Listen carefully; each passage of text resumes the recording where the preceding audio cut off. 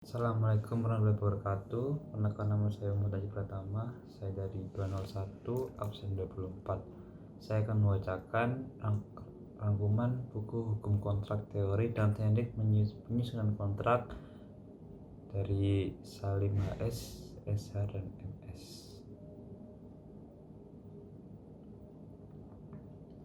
Bab pertama. A. Istilah dan pengertian hukum kontrak. Hukum kontrak merupakan terjemahan dari bahasa Inggris, yaitu contract of law, sedangkan dalam bahasa Belanda disebut dengan istilah overeenkomstrecht. Berikut ini merupakan pengertian hukum kontrak menurut beberapa tokoh. Yang pertama, Laurens M. Friedman. Hukum kontrak adalah perangkat hukum yang hanya mengatur aspek-aspek tertentu dari pasar dan perjanjian tertentu. Yang kedua, Michael D. Bales mengartikan hukum kontrak sebagai aturan hukum yang berkaitan dengan pelaksanaan perjanjian atau persatuan. Charles L. Knapp dan Nathan M. Crystal. Hukum kontrak adalah mekanisme hukum dalam masyarakat untuk melindungi harapan-harapan yang timbul dari pembuatan persetujuan demi perubahan masa datang yang bervariasi kinerja. Van Dun. Hukum kontrak tidak hanya mengkaji kontrak pada tahap kontraktual semata, tetapi juga harus diperhatikan perbuatan sebelumnya.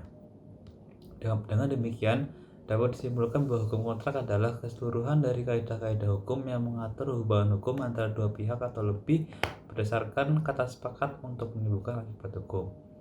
Dari berbagai definisi di atas dapat dikemukakan mengenai unsur yang tercantum dalam hukum kontrak, yaitu sebagai berikut. 1.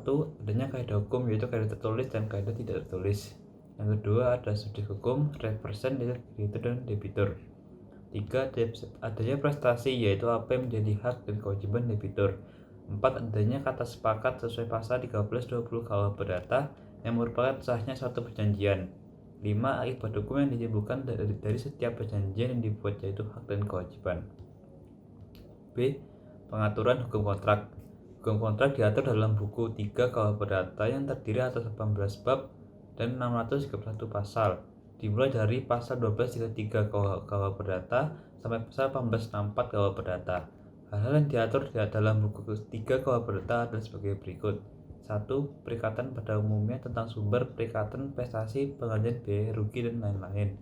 2. Perserikatan yang dilahirkan dari perjanjian, tentang ketentuan umum, syarat sah perjanjian, akibat perjanjian, dan penafsiran perjanjian.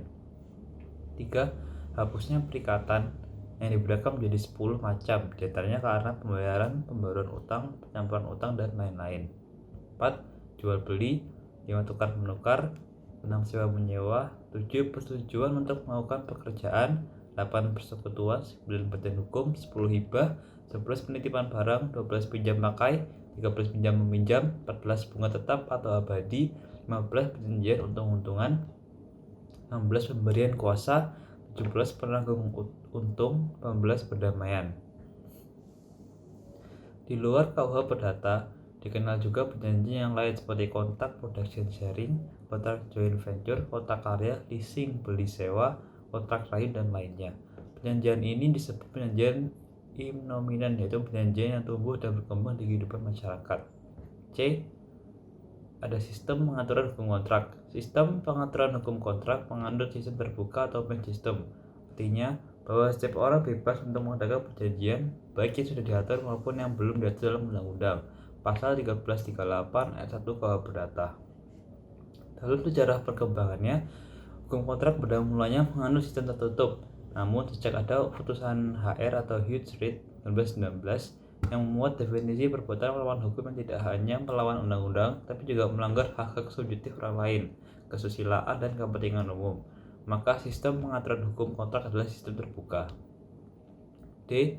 Hukum kontrak. 1. Ada asas kebebasan berkontrak.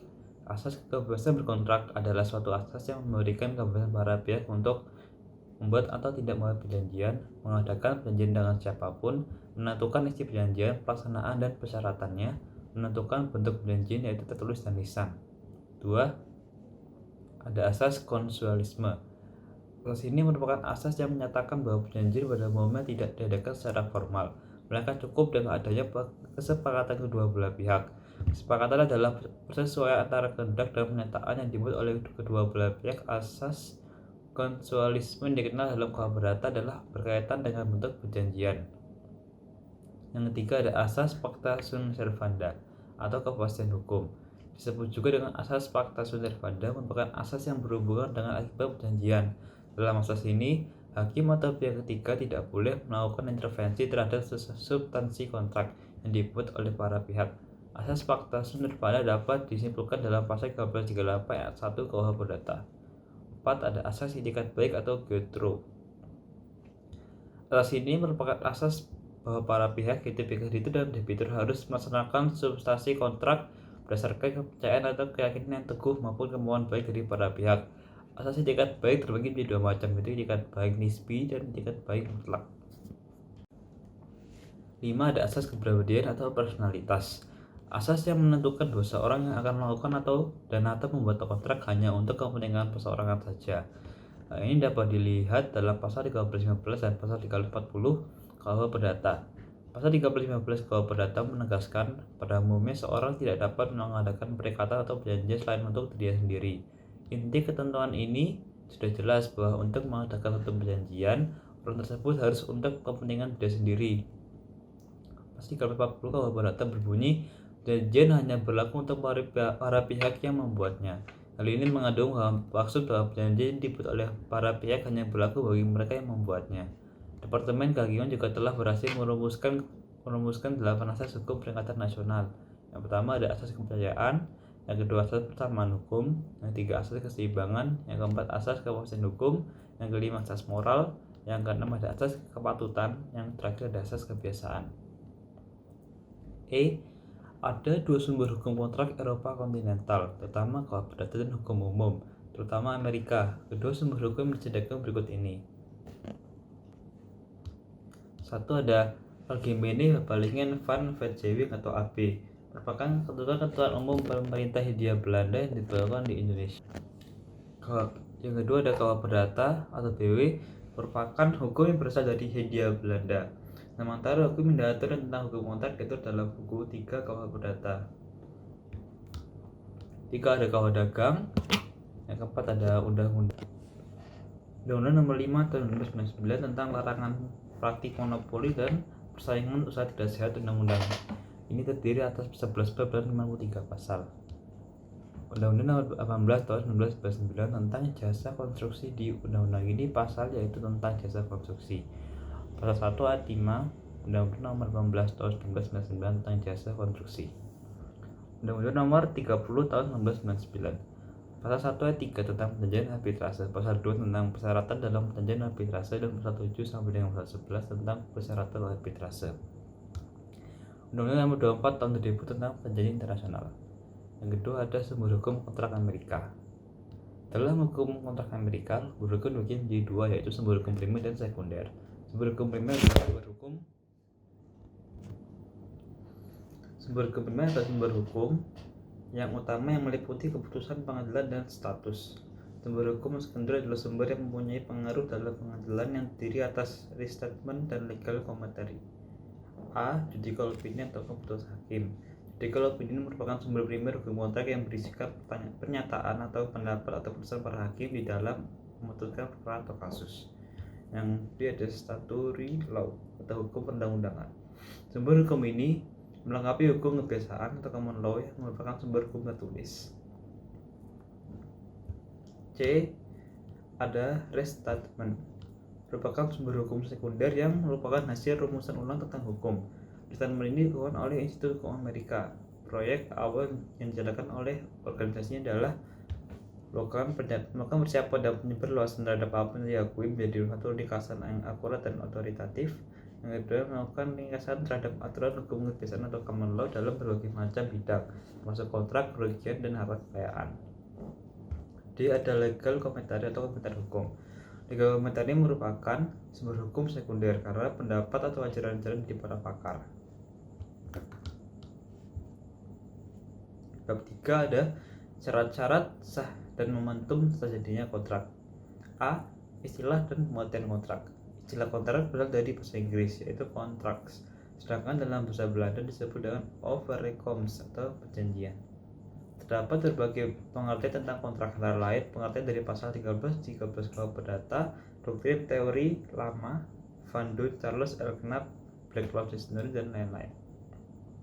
Pada dasarnya, konsep kontrak yang berbasis tentu merupakan unsur hukum, konsualisme, serta tahap-tahap perjanjian. B. Jenis-jenis kontrak. Ada 4, yaitu yang pertama kontrak menurut sumber hukumnya, kontrak menurut namanya, kontrak menurut bentuknya, dan kontrak timbal balik. 5. Ada kontrak perjanjian cuma-cuma dengan alas hak yang membebani. 6. Ada perjanjian berdasarkan sifatnya. 7. Perjanjian dari aspek karangannya. 8. Perjanjian berdasarkan metodenya. C. Ada syarat-syarat sah kontrak menurut KUHP Perdata. A. Adanya kesepakatan kedua belah pihak. B. Kecakapan untuk melakukan perbuatan hukum. C. Adanya objek. D. Adanya kausa yang halal. Yang kedua, menurut hukum kontrak Amerika. Dalam hukum kontrak Amerika ditentukan 4 syarat sahnya kontrak, yaitu A. Adanya offer atau penawaran dan acceptance atau penerimaan. B. Meeting of minds atau persesuaian kehendak. C. Consideration atau prestasi. D. Competent parties dan legal subject matter, yaitu kemampuan hukum para pihak dan pokok persoalan yang sah.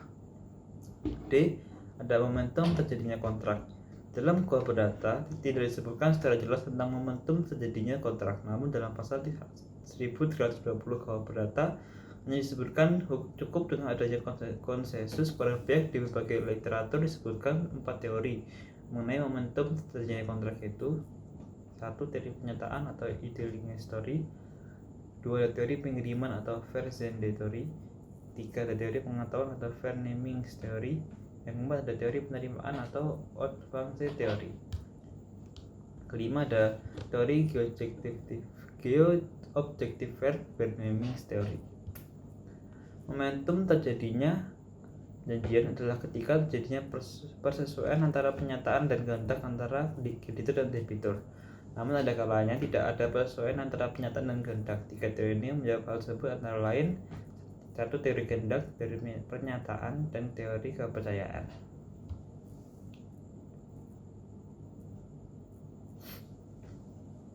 E. Bentuk-bentuk kontrak. Bentuk kontrak dibedakan menjadi 2 macam, yaitu tertulis dan lisan. Perjanjian tertulis adalah perjanjian yang dibuat oleh para pihak dalam bentuk tulisan, sedangkan perjanjian lisan adalah perjanjian yang cukup kesepakatan para pihak. Bentuk perjanjian tertulis antara lain yaitu bentuk perjanjian di bawah tangan yang ditangani oleh para pihak yang bersangkutan saja. Yang kedua, perjanjian dengan saksi notaris untuk melegalisir tanda tangan para pihak. Yang ketiga, perjanjian yang dibuat oleh hadapan dan oleh notaris dalam bentuk akta notarial.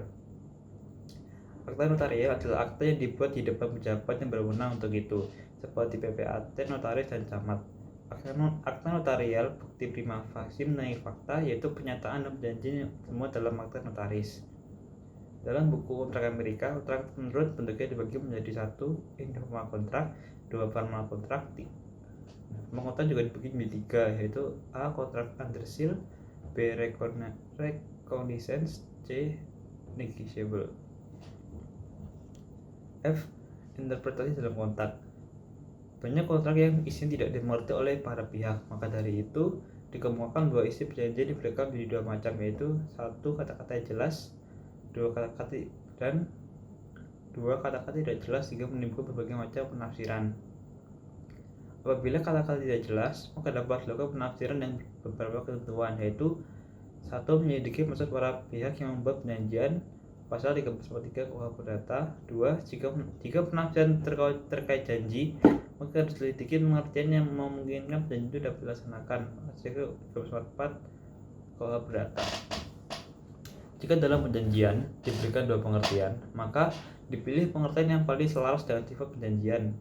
Keempat, jika terdapat keraguan-keraguan, perjanjian harus ditafsirkan atas kerugian orang yang meminta diperjanjikan suatu hal, dan untuk keuntungan seorang yang mengikatkan dirinya untuk itu. G. Fungsi kontrak. Fungsi kontrak dapat dibedakan menjadi 2, yaitu fungsi yuridis dan fungsi ekonomis. Fungsi yuridis kontrak adalah dapat memberikan kepastian hukum bagi para pihak, sedangkan fungsi ekonomis adalah menggerakkan hak milik sumber daya dari nilai penggunaan yang lebih rendah menjadi nilai yang lebih tinggi. H. Biaya kontrak. Biaya dalam kontrak meliputi 1. Biaya penelitian, meliputi biaya penentuan hak milik yang diinginkan dan biaya penentuan bernegosiasi. 2. Biaya negosiasi. yaitu meliputi biaya penyiapan, penulisan kontrak, dan biaya tawar-menawar dalam uraian yang rinci. 3. Biaya monitoring, yaitu biaya penyelidikan tentang objek. 4. Biaya pelaksanaan, yang kelima biaya kekeliruan hukum. Bab 4 ada kontrak nominat. Istilah kontrak nominat merupakan terjemahan dari nominat kontrak. Kontrak nominat sama artinya dengan perjanjian bernama atau benomet dalam bahasa Belanda. Kontrak nominat merupakan perjanjian yang terdapat dalam pasal 319 KUH yang berbunyi, semua perjanjian baik yang mempunyai nama khusus maupun yang tidak dikenal dengan satu nama tertentu tunduk pada peraturan umum yang termuat dalam bab ini dan bab yang lalu. Semua orang atau badan hukum dapat menjadi subjek dalam perjanjian jual beli dengan syarat yang bersangkutan telah dewasa atau sudah menikah. Namun secara yuridis ada beberapa orang yang tidak diperkenankan melakukan jual beli, yaitu jual beli antara suami istri, jual beli oleh para hakim, jaksa, advokat, pengacara, jurusita, dan notaris, serta pegawai yang memangku jabatan umum. Bentuk perjanjian jual beli dapat dilakukan secara lisan maupun tertulis. Berakhirnya persekutuan.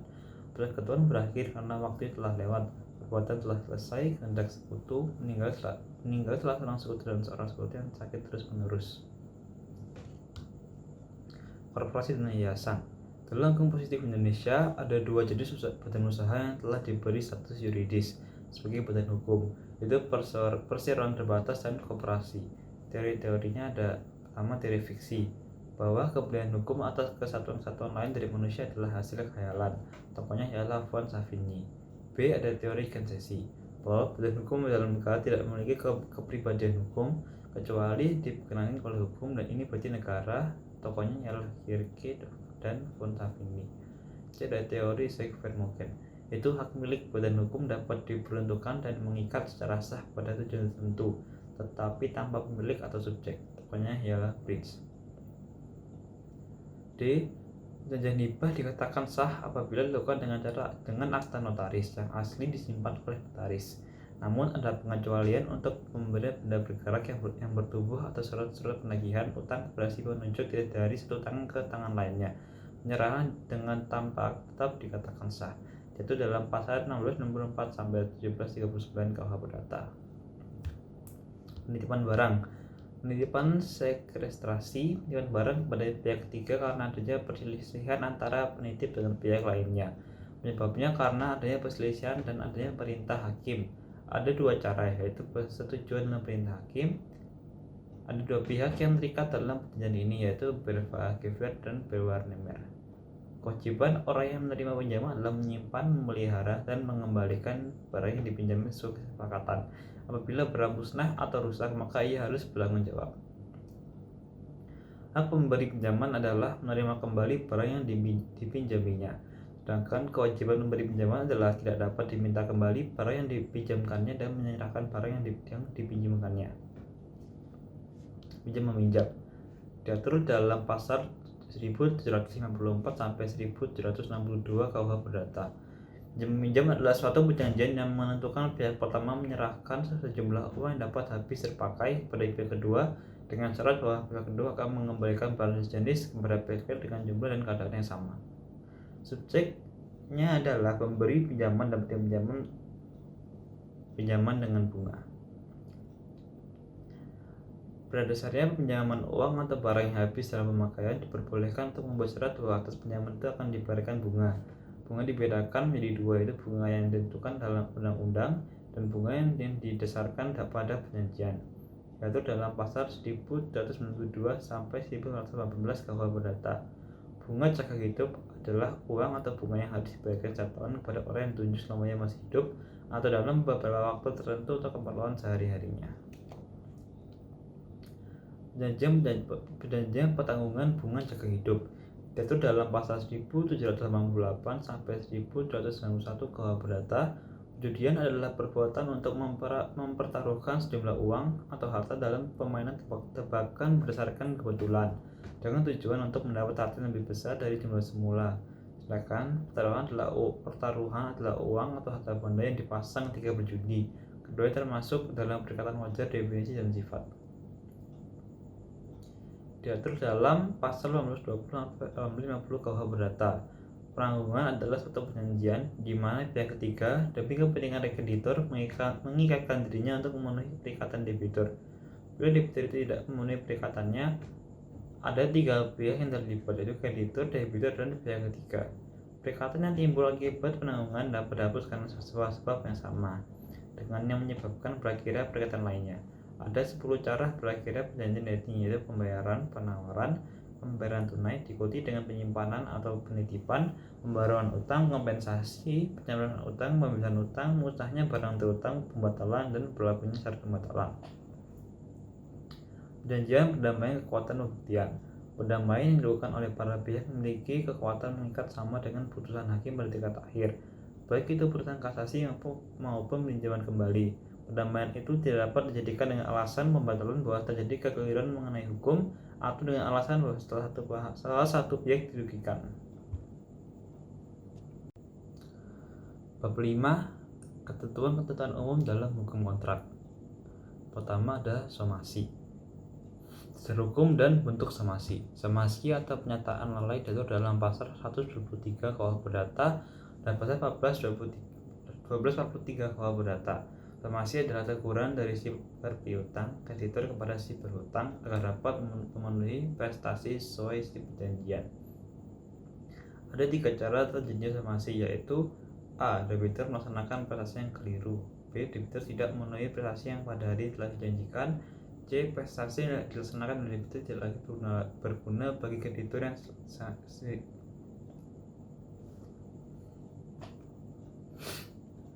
A. Debitur melaksanakan prestasi yang keliru. B. Debitur tidak memenuhi prestasi pada hari yang telah dijanjikan. C. Prestasi yang dilaksanakan oleh debitur tidak lagi berguna bagi kreditur setelah lewat waktu yang diperjanjikan. Terus ada bentuk dan isi somasi. Somasi yang harus disampaikan kreditur oleh debitur adalah dalam bentuk surat perintah atau sebuah akta sejenis.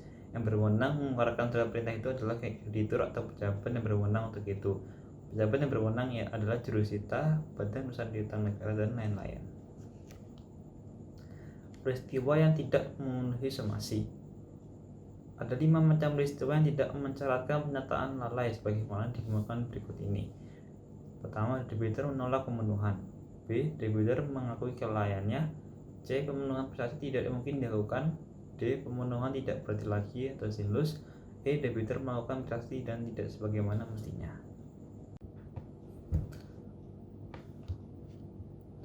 Wan prestasi. Pengertian wan prestasi. Wan prestasi berkaitan erat dengan somasi. Wan prestasi adalah tidak memenuhi atau lalai melaksanakan kewajiban sebagaimana yang ditentukan dalam perjanjian yang dibuat kreditur atau debitur. Dalam Restatement of the Law of Contracts Amerika Serikat, wan prestasi atau breach of contract dibedakan menjadi 2, yaitu total breach dan partial breach. Total breach artinya pelaksanaan kontrak tidak mungkin dilaksanakan, sedangkan partial breach artinya pelaksanaan kontrak masih mungkin dilaksanakan. Akibat adanya wan prestasi. Ada 4 akibat adanya wan prestasi. Yang pertama, perikatan tetap ada. Yang kedua, debitur membayar ganti rugi kepada kreditur. Yang ketiga, beban risiko beralih untuk kerugian debitur. Yang keempat, jika perikatan lahir dalam perjanjian timbal balik, kreditur dapat membebaskan diri dari kewajibannya memberikan kontra prestasi dengan menggunakan pasal 1266 KUH Perdata. Tuntutan atas dasar wan prestasi. Kreditur dapat menuntut kepada debitur yang telah melakukan wan prestasi hal sebagai berikut. Kreditur dapat meminta pemenuhan prestasi saja dari debitur. B. Debitur dapat menuntut dan meminta ganti rugi kepada debitur. Kreditur dapat menuntut dan meminta ganti rugi, hanya mungkin kerugian karena keterlambatan. D. Kreditur dapat menuntut pembatalan perjanjian. E. Kreditur dapat menuntut disertai ganti rugi kepada debitur.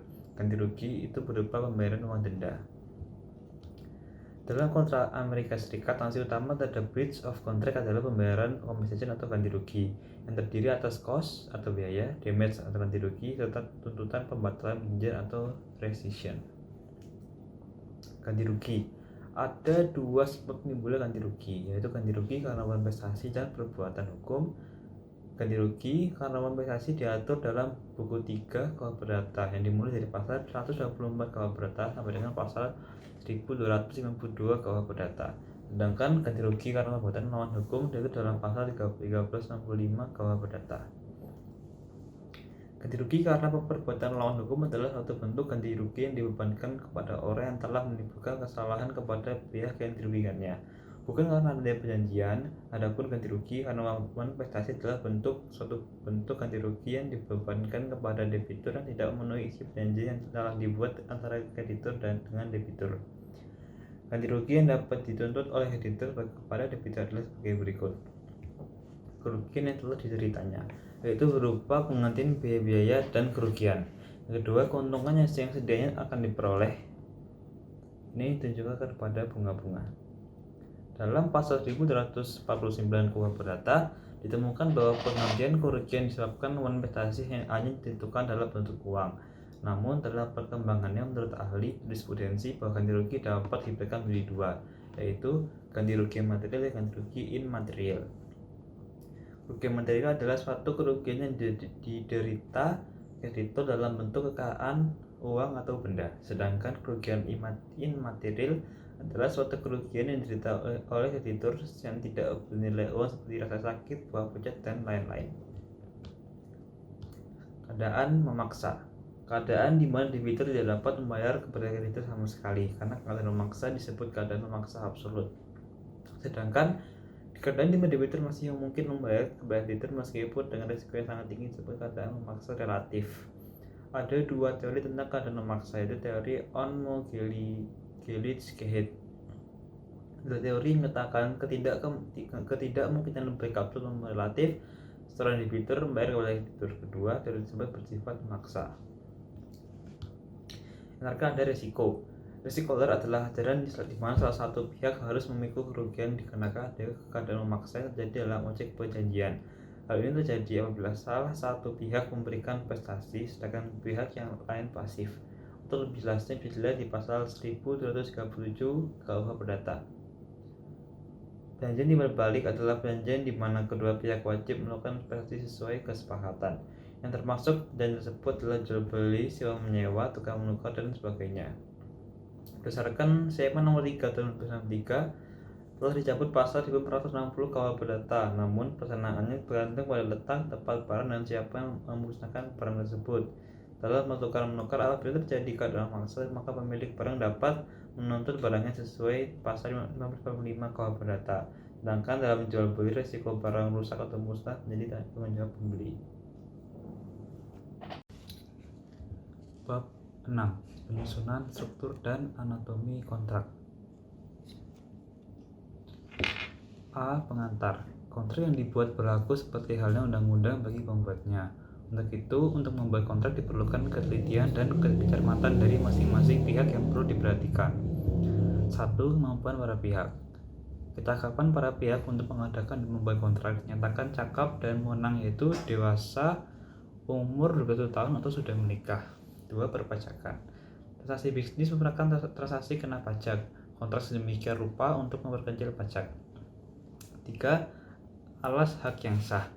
Khusus perjanjian jual beli, calon pembeli harus mengetahui alas hak yang sah atas barang yang dijual. 4. Masalah keagrariaan. 5. Pilihan hukum. 6. penyelesaian sengketa. Kalau sah apabila ada pihak yang melanggar perjanjian, bisa secara damai, arbitrase maupun pengadilan. 7. Prakira kontrak. Pasal 1266 KUH Perdata mempunyai maksud melindungi pihak yang lemah. 8. Bentuk standar kontrak. Perjanjian baku adalah perjanjian yang telah distandarisasi oleh pihak ekonomi kuat, sedangkan pihak lain hanya diminta menerima atau menolak. Jadi perjanjian pertama ada sepihak, ditentukan oleh pihak yang kuat. Kedua ada timbal balik, ditentukan oleh kedua pihak. 3. Ada perjanjian baku yang ditetapkan oleh pemerintah. Yang terakhir ada perjanjian baku yang ditetapkan di lingkungan notaris atau advokat. Perjanjian kredit pemilik rumah antara bank tabungan negara dan saling AS. Pasal 1. Jumlah kredit dan penggunaannya. Berisi tentang benda yang dijadikan objek kredit. Pasal 2. Suku bunga dan provisi bank. Berisi ketetapan bunga, ketentuan lanjutannya, dan provisi. Pasal 3. Jaminan dan cara pengikatannya. Debitur memberikan jaminan dan melengkapi dokumen. Ketentuan tentang penjaminan. Segala biaya menjadi tanggungan debitur. Pasal 4. Jaminan tambahan. Apabila bank menilai barang jaminan tidak lagi mencukupi jaminan kredit, maka pihak debitur harus memberikan jaminan tambahan. Pasal 5, penghunian rumah. Setelah ditandatangani perjanjian ini, debitur wajib menempati rumah dengan layak dan membayar dengan baik atas biaya sendiri serta membayar IRDA atau IPD dari pihak berwajib. Debitur dilarang mengubah bentuk rumah, membebani bangunan dengan hipotek, menyerahkan hak tersebut kepada pihak lain dan menjamin uang sewa atas harta tersebut. Pasal 6, pembayaran kembali dan jangka waktu kredit. Pembayaran kredit dilakukan secara angsuran bulanan. Yang kedua, cara penghitungan analisis serta ketentuan lanjutan mengenai pembayaran. Pasal 7, kuasa penerimaan gaji dan surat tagihan. Ketentuan bank berhak meminta dan menerima bagian gaji debitur selama pelunasan digunakan untuk melunasi utang debitur kepada bank, mendahului kewajiban dan debitur kepada pihak lain dan ketentuan pelaksanaannya. Pasal 8, pelunasan kembali sebelum berakhirnya jangka waktu. Debitur dapat melunasi utangnya sebelum akhir jangka waktu atau SKB. Di samping melakukan angsuran bulanan, debitur juga dapat melakukan pembayaran muka angsuran pokok atau SKB. Pasal 9, pengawasan dan pemeriksaan barang jaminan. Selama utang belum lunas, bank berhak melakukan pemeriksaan dan meminta keterangan atas jaminan. Debitur mengikatkan diri untuk memberikan keterangan secara benar.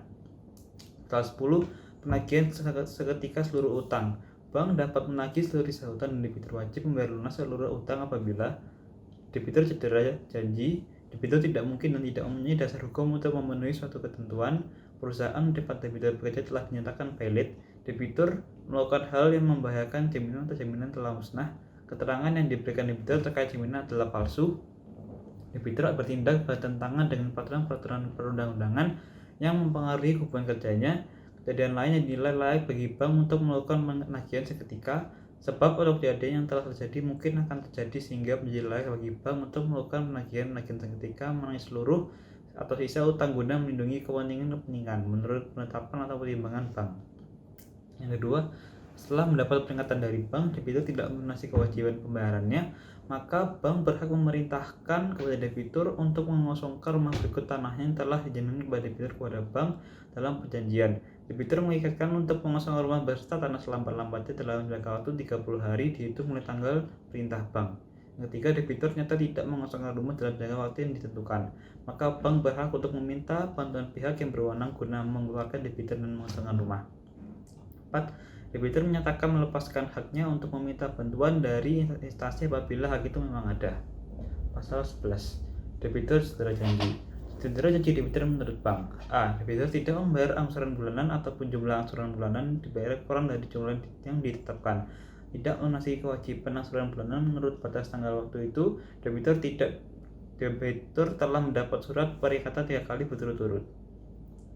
Debitur melakukan berbagai penunggakan atas kewajiban angsuran bulanan selama 2 kali berturut-turut maupun tidak dalam 1 tahun takvim. Debitur telah mendapatkan peringatan terakhir dari bank. Pasal 12. Pelaksanaan eksekusi atau barang jaminan.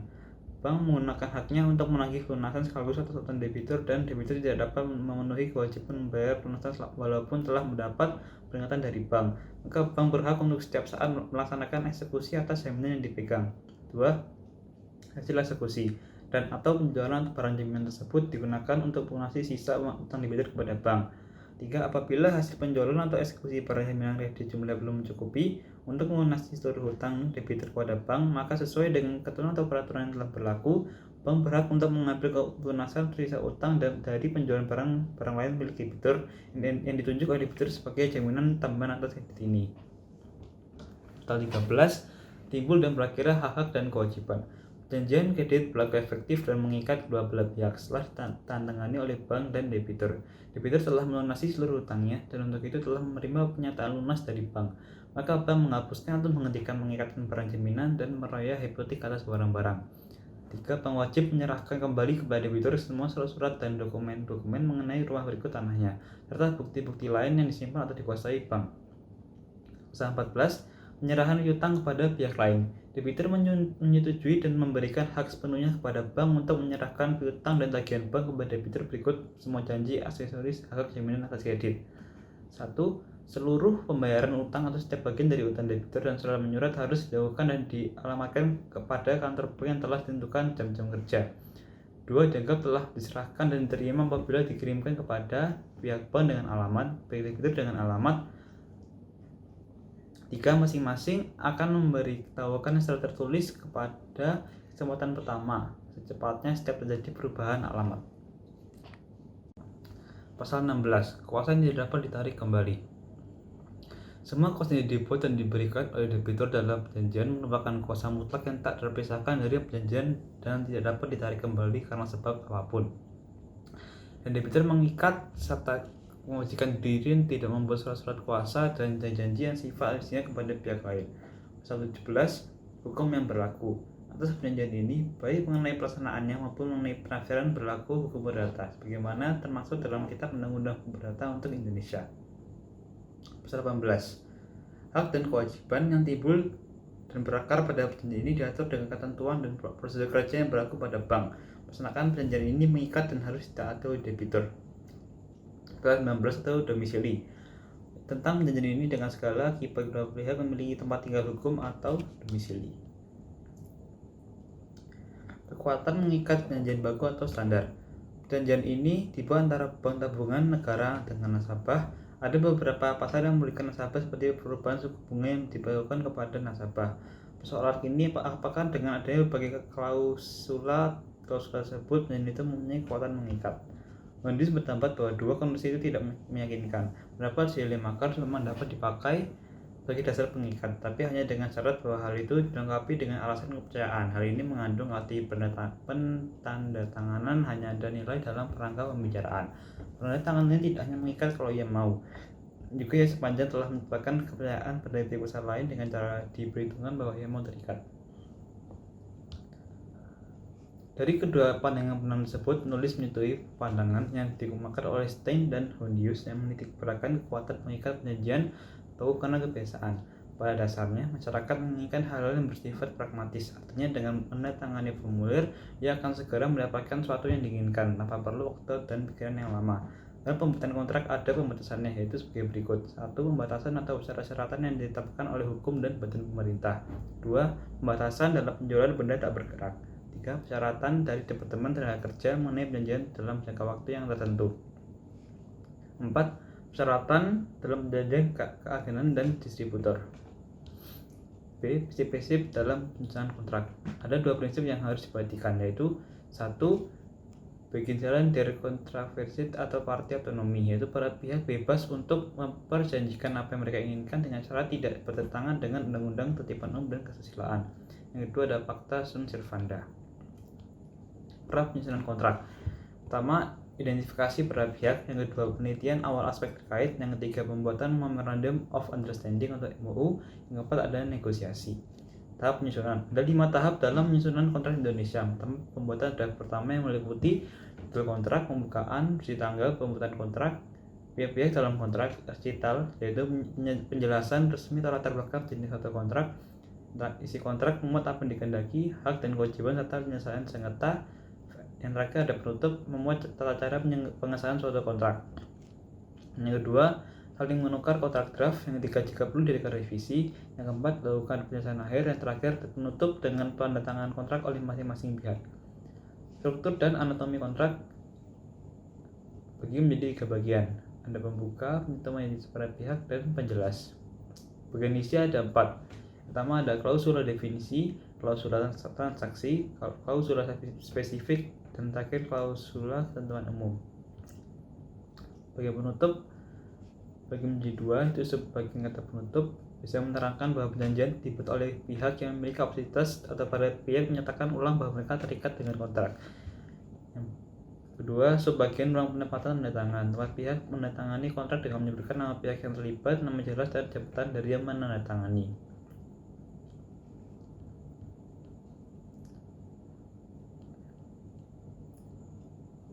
Selanjutnya ada pasal 1, surat perintah kerja. Pasal 16, kuasa yang tidak dapat ditarik kembali. Semua kuasa yang dibuat dan diberikan oleh debitur dalam perjanjian merupakan kuasa mutlak yang tak terpisahkan dari perjanjian dan tidak dapat ditarik kembali karena sebab apapun. Dan debitur mengikat serta mewajibkan diri tidak membuat surat-surat kuasa dan janji yang sifat aslinya kepada pihak lain. Pasal 17, hukum yang berlaku. Atas perjanjian ini, baik mengenai pelaksanaannya maupun mengenai penafsiran berlaku hukum perdata, sebagaimana termaksud dalam Kitab Undang-Undang Hukum Perdata untuk Indonesia. Pasal 18, hak dan kewajiban yang timbul dan berakar pada perjanjian ini diatur dengan ketentuan dan prosedur kerja yang berlaku pada bank. Melaksanakan perjanjian ini mengikat dan harus ditaati oleh debitur. Pasal 19 atau domisili. Tentang perjanjian ini dengan segala kedua pihak memiliki tempat tinggal hukum atau domisili. Kekuatan mengikat perjanjian baku atau standar. Perjanjian ini dibuat antara bank tabungan negara dengan nasabah. Ada beberapa pasal yang memberikan nasabah seperti perubahan suku bunga yang diberlakukan kepada nasabah. Persoalan ini apakah dengan adanya berbagai klausula tersebut perjanjian itu mempunyai kekuatan mengikat. Mendes berpendapat bahwa dua kondisi itu tidak meyakinkan. Pendapat Shelley Makar memang dapat dipakai sebagai dasar pengikat, tapi hanya dengan syarat bahwa hal itu dilengkapi dengan alasan kepercayaan. Hal ini mengandung arti pentandatanganan hanya ada nilai dalam kerangka pembicaraan. Penandatanganan ini tidak hanya mengikat kalau ia mau, juga ya sepanjang telah menyebabkan kepercayaan pada pihak usaha lain dengan cara diperhitungkan bahwa ia mau terikat. Dari kedua pandangan pendapat tersebut, penulis menyetujui pandangan yang dikemukakan oleh Stein dan Hondius yang menitikberatkan kekuatan mengikat perjanjian baku karena kebiasaan. Pada dasarnya, masyarakat menginginkan hal-hal yang bersifat pragmatis, artinya dengan menandatangani formulir, ia akan segera mendapatkan sesuatu yang diinginkan tanpa perlu waktu dan pikiran yang lama. Dalam pembuatan kontrak ada pembatasannya, yaitu sebagai berikut. 1. Pembatasan atau syarat-syaratan yang ditetapkan oleh hukum dan badan pemerintah. 2. Pembatasan dalam penjualan benda tak bergerak. 3. Persyaratan dari Departemen Tenaga Kerja mengenai perjanjian dalam jangka waktu yang tertentu. 4. Persyaratan dalam perjanjian keagenan dan distributor. B. Prinsip-prinsip dalam penyusunan kontrak. Ada dua prinsip yang harus diperhatikan, yaitu 1. Bagian dari kontroversi atau partai otonomi, yaitu para pihak bebas untuk memperjanjikan apa yang mereka inginkan dengan syarat tidak bertentangan dengan undang-undang, tertiban umum, dan kesusilaan. Yang kedua ada fakta sunt servanda. Pra penyusunan kontrak.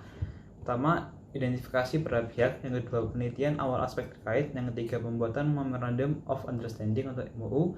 Yang keempat, ada negosiasi. Tahap penyusunan. Ada 5 tahap dalam penyusunan kontrak Indonesia. Pembuatan draft pertama yang meliputi detail kontrak, pembukaan, isi tanggal, pembuatan kontrak, pihak-pihak dalam kontrak, recital, yaitu penjelasan resmi atau latar belakang jenis atau kontrak, isi kontrak, memuat apa yang dikehendaki, hak dan kewajiban serta penyelesaian sengketa. Yang terakhir ada penutup, memuat tata cara pengesahan suatu kontrak. Yang kedua, saling menukar kontrak draft. Yang ketiga, jika perlu dilakukan revisi. Yang keempat, lakukan penyelesaian akhir. Yang terakhir, penutup dengan penandatanganan kontrak oleh masing-masing pihak. Struktur dan anatomi kontrak bagi menjadi 3 bagian. Ada pembuka, penutup para pihak, dan penjelas. Bagian isi ada 4. Pertama ada klausula definisi, klausula transaksi, klausula spesifik, dan terakhir klausula ketentuan umum. Bagian penutup bagi menjadi 2, itu sebagai kata penutup bisa menerangkan bahwa perjanjian dibuat oleh pihak yang memiliki kapasitas atau pada pihak menyatakan ulang bahwa mereka terikat dengan kontrak. Selanjutnya ada pasca penyusunan kontrak. Apabila kontrak telah dibuat dan ditangani oleh pihak, maka ada hal yang harus diperhatikan, yaitu pertama pelaksanaan dan penafsiran, yang kedua alternatif penyelesaian sengketa. Selanjutnya bab 7, pola penyelesaian sengketa di bidang kontrak. A. Bentuk-bentuk penyelesaian sengketa. Pola penyelesaian sengketa dapat dibagi menjadi 2 macam, yaitu oleh pengadilan dan melalui alternatif penyelesaian sengketa atau ADR. Ada 2 pola penyelesaian sengketa, yaitu the binding adjudicative procedure dan the non-binding adjudicative procedure. B. Litigasi. Litigasi merupakan proses gugatan sengketa diritualisasikan yang menghentikan sengketa sesungguhnya, yaitu seseorang pengambil keputusan memberikan 2 pilihan yang bertentangan. Keuntungan litigasi yaitu 1. Litigasi menjamin kekuasaan tidak dapat mempengaruhi hasil dan dapat menjamin ketentraman sosial. Dapat menentukan kesalahan dan masalah di pihak lawan. Yang ketiga, memberikan prosedur adil dan peluang yang luas sebelum mengambil keputusan. Yang keempat, membawa nilai masyarakat untuk menyelesaikan sengketa pribadi. Yang kelima, hakim menerapkan nilai masyarakat yang terkandung dalam hukum untuk menyelesaikan sengketa. Kekurangan litigasi: pertama, memaksa para pihak pada posisi yang ekstrim. Yang kedua, memerlukan pembelaan. Yang ketiga, mendorong untuk melakukan penyelidikan fakta yang ekstrim dan seringkali marginal. Yang keempat, menyita waktu dan meningkatkan biaya keuangan. Yang kelima, tidak selalu mampu mengungkapkan kekhawatiran. Yang keenam, tidak memulihkan hubungan pihak yang bersengketa. Yang ketujuh, tidak cocok untuk sengketa plurinsentris atau yang melibatkan banyak pihak. C. Arbitrase. Arbitrase adalah cara penyelesaian sengketa perdata di luar pengadilan umum yang didasarkan pada perjanjian arbitrase yang dibuat tertulis oleh para pihak yang bersengketa. Unsur-unsur arbitrase tercantum pada pasal 1 ayat 1 Undang-Undang Nomor 30 Tahun 1999, yaitu A. Penyelesaian sengketa perdata di luar pengadilan umum. B. Berdasarkan perjanjian arbitrase. C. Bentuk perjanjian tulis dan disepakati pada pihak.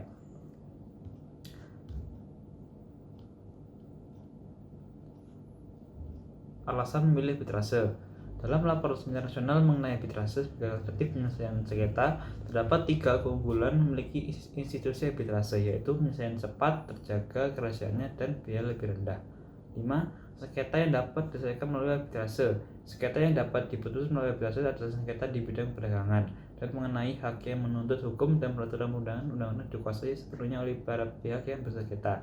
Sedangkan sengketa yang tidak dapat diselesaikan dengan arbitrase adalah sengketa yang menurut perundang-undangan tidak dapat diadakan perdamaian.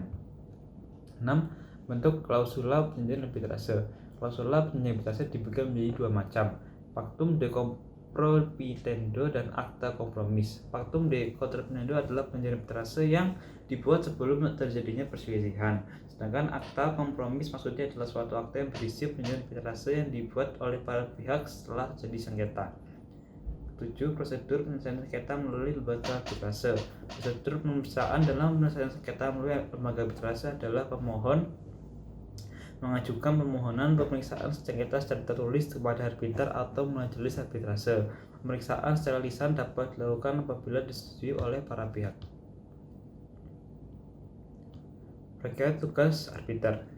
Tugas arbiter diatur dalam pasal 73/74 Undang-Undang Nomor 30 Tahun 1999. Tugas arbiter berakhir karena putusan mengambil sengketa telah diambil, jangka waktu yang ditentukan dalam arbitrase atau sesudah diperpanjang oleh pihak telah lampau, dan para pihak sepakat untuk menarik kembali pertunjukan arbiter. D. Mediasi arbitrase. Salah satu variasi dari mediasi adalah suatu prosedur di mana sengketa pertama kali diselesaikan dengan mediasi, dan berikutnya di mana perlu pada sisi yang tidak dilakukan melalui arbitrase. E. Hakim partikular. Prosedur ini menyediakan keluasan waktu dan pemilihan membuat keputusan. Prosedur ini juga membolehkan para pihak untuk menentukan apakah akan menerapkan ketentuan pengertian dan prosedur beracara dan apakah akan mereka beracara. F. Konsiliasi. Konsiliasi adalah penyelesaian sengketa kepada sebuah komisi dan keputusan yang dibuat oleh komisi tersebut tidak mengikat para pihak. Artinya para pihak dapat menyetujui atau menolak isi keputusan tersebut. G. Mediasi. Mediasi dalam KBBI disebutkan bahwa mediasi adalah pengikutsertaan pihak ketiga dalam proses penyelesaian sengketa. Tujuan dan manfaat mediasi. Tujuan mediasi adalah tidak untuk menghakimi salah atau benar, namun lebih memberi kesempatan kepada para pihak untuk menemukan jalan keluar dalam pembaruan perasaan, menyiapkan kesalahpahaman, menentukan kepentingan yang pokok, menemukan bidang-bidang yang mungkin dapat bertujuan, dan menyatukan bidang tersebut jadi solusi yang disusun sendiri oleh para pihak. Manfaat yang paling esensi dari mediasi adalah murah, cepat, dan komunikasi di antara para pihak. Karena mediasi ini difokuskan untuk menyelesaikan persoalan secara damai. Proses mediasi. Untuk memperoleh hasil yang optimal dari kegiatan mediasi ini, maka diperlukan sebuah proses yang teratur dan terencana. Secara ringkas, proses mediasi ini pengembangan isu, pembahasan sengketa, penyelesaian konflik, dan kesimpulan. H. Mini trial. Persidangan atau pemeriksaan mini adalah negosiasi terstruktur yang biasanya terbentuk suatu pertukaran informasi yang tidak mengikat. I. Summary jury trial. Summary jury trial adalah Satu persidangan juri secara sumir yang terdiri dari presentasi singkat para pengacara tentang suatu kasus perdata dan dilakukan kepada para juri yang dimohon untuk memberikan keputusan tidak mengikat. Prosedur ini berlangsung 1 hari untuk persidangan yang kompleks dapat berlangsung atau selama seminggu bahkan sebulan. J. Neutral fact finding. Neutral expert fact finding adalah penunjukan seorang ahli yang netral untuk membuat penemuan fakta yang mengikat ataupun tidak dan membuat pengarang materi secara mengikat. K. Early neutral evaluation.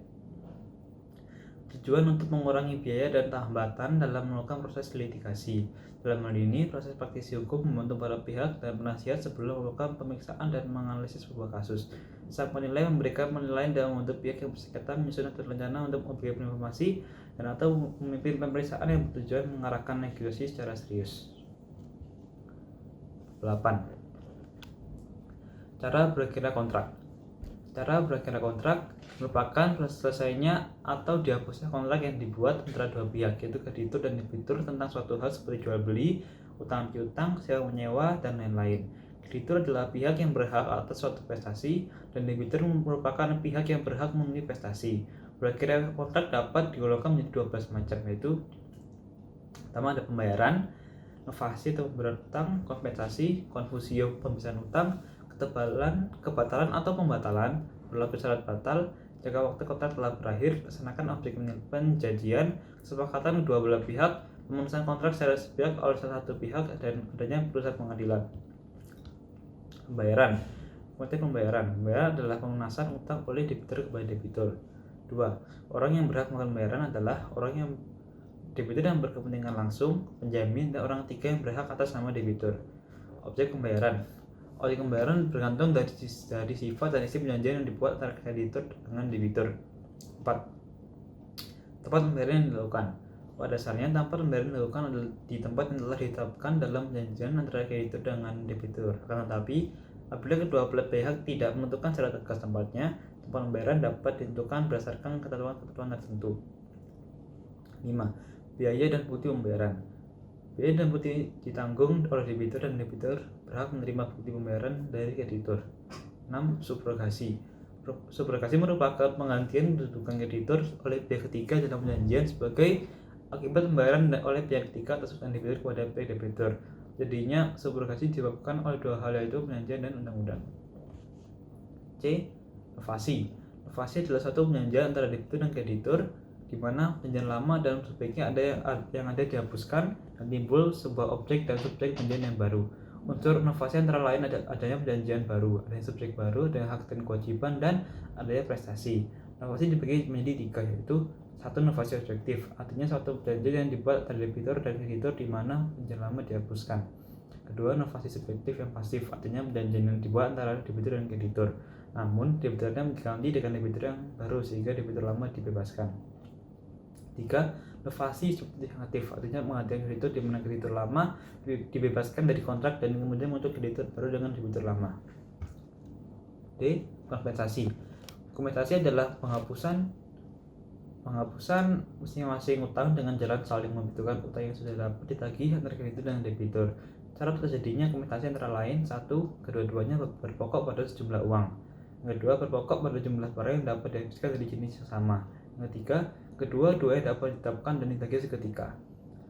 Cara terjadinya kompensasi ada 2 macam, yaitu demi hukum dan atas permintaan kedua belah pihak. Perjumpaan utang demi hukum adalah suatu perjumpaan utang yang terjadi tanpa adanya pembicaraan dan permintaan dari debitur dan kreditur.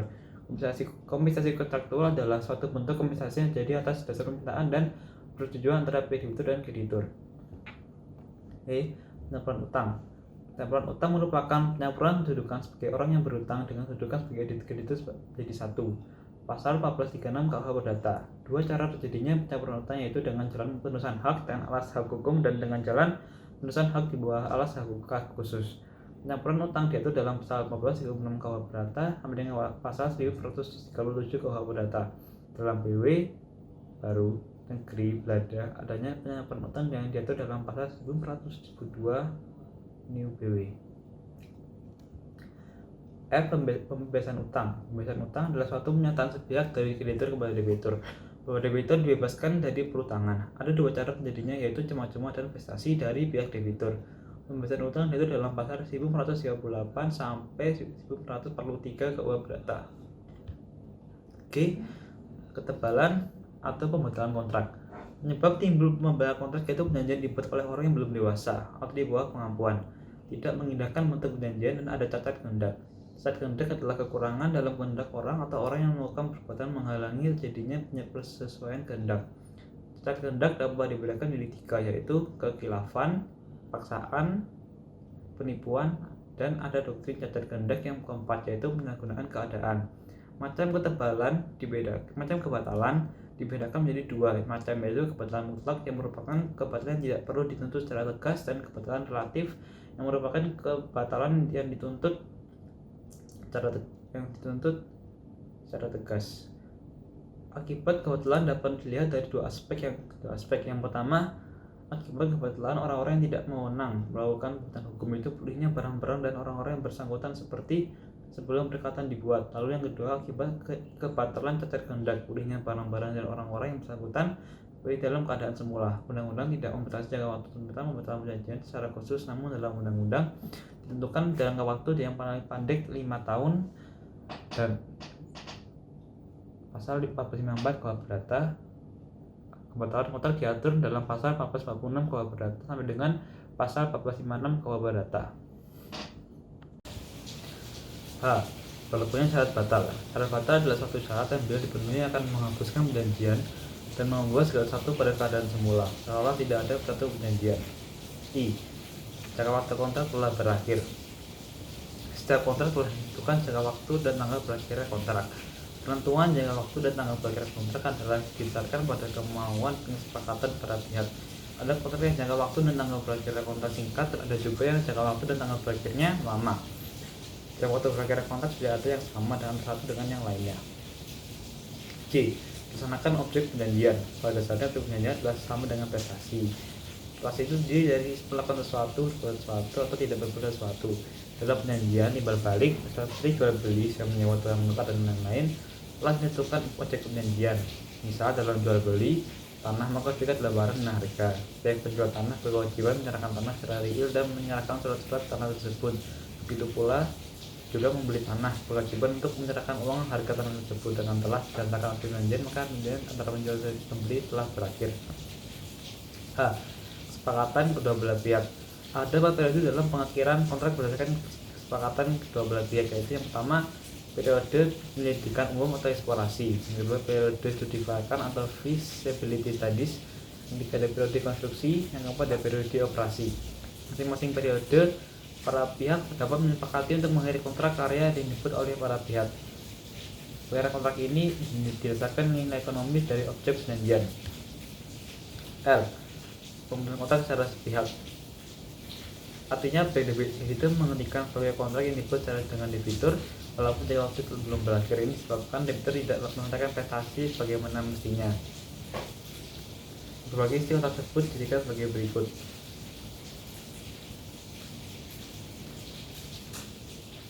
M. Putusan pengadilan. Diselesaikan melalui pengadilan dan di luar pengadilan. Penyelesaian sengketa di luar pengadilan lazim disebut sebagai alternatif dispute resolution atau ADR. Cara ini dapat dilakukan dengan konsultasi, negosiasi, mediasi, atau konsultasi dan penilaian ahli. Apabila kelima cara itu telah dilakukan oleh para pihak namun juga menemui jalan buntu, maka salah satu pihak, terutama pihak yang dirugikan, dapat melaksanakan kontrak dapat mengajukan gugatan ke pengadilan negeri di tempat kontrak atau objek berada. Dalam pasal 19, perjanjian pinjam pakai kawasan hutan tanpa kompensasi antara Departemen Kehutanan dan perkebunan dengan PT Newmont Nusa Tenggara disebutkan apabila persengketaan tersebut tidak dapat diselesaikan melalui musyawarah dan mufakat, maka kedua belah pihak sepakat dan setuju untuk menyelesaikan dengan memilih domisili di Pengadilan Negeri Mataram. Pertimbangan dipilihnya di Pengadilan Negeri Mataram sebagai tempat menyelesaikan sengketa kontrak tersebut karena sebagai berikut. 1. Perjanjian itu dibuat dan ditangani di Mataram. 2. Antar cabang PT Newmont Nusa Tenggara dekat dengan kantor wilayah kehutanan dan perkebunan Nusa Tenggara Barat berada di Mataram. Hal yang sangat penting dilakukan oleh para pihak yang mengajukan sengketa kontrak ke pengadilan adalah para pihak harus dapat membuktikan tentang apa yang dituntut. Berdasarkan apa yang dilakukan oleh para pihak, maka pengadilan dapat memutuskan untuk mengakhiri kontrak yang dibuat oleh para pihak. Berdasarkan alat bukti yang disampaikannya, namun dalam kenyataannya para pihak jarang menyelesaikan sengketa tersebut ke pengadilan. Di kalangan pengusaha, Serang para tim menggugat pihak lawan ke pengadilan. Hal ini karena pengusaha saling tergantung, mereka hidup dan bekerja dalam jaringan hubungan yang berkesinambungan. Terima kasih. Assalamualaikum warahmatullahi wabarakatuh.